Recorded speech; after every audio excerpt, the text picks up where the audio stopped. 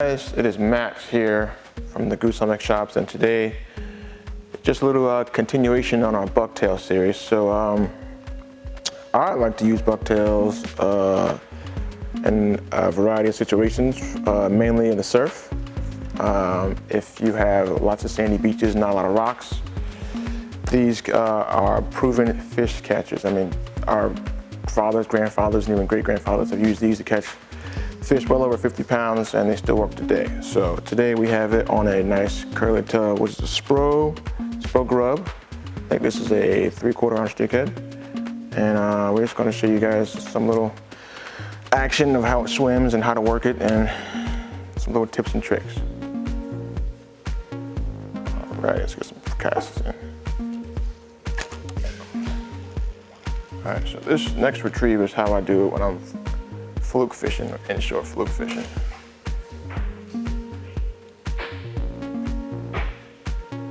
Just kind of bouncing on the bottom. Sometimes you'll hit the fluke on the head, and then I'll get them to bite and get them all agitated. So you just bounce on the bottom, dragging it, especially like on a sandy beach or sandy bottom. I mean, you can do this for flounder, weak fish, striped bass, bluefish, I mean, and some sea bass as well. I mean, any bottom dwelling fish is gonna love this right here. The next retrieve is like a nice steady above the water column retrieve. This is if you have like a nice rocky bottom. Or use fish in shallow water, low tide, like incoming tide. This is perfect. It's just below the surface.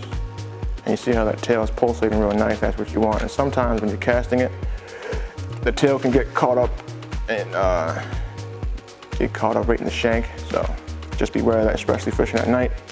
You want to be checking your baits like every 2-3 casts and making sure you are fishing with efficiency.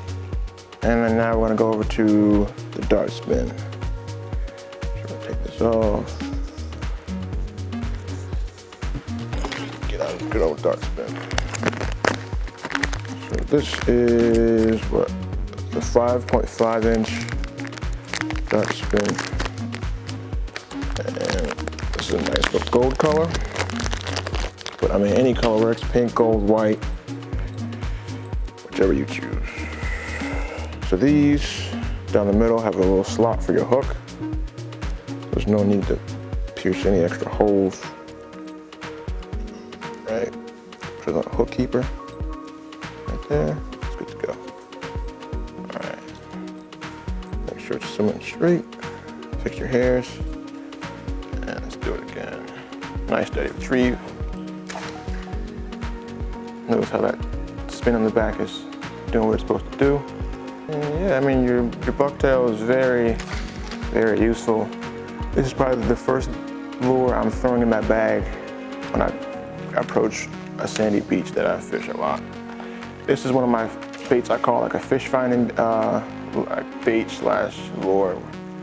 You can cover a lot of ground and a lot of time with these. And then once you find the fish, then you can switch out to bigger baits and weed out the smaller fish, whether it's schoolie, sea bass, or fluke. So bucktail, can't forget it, don't sleep on it.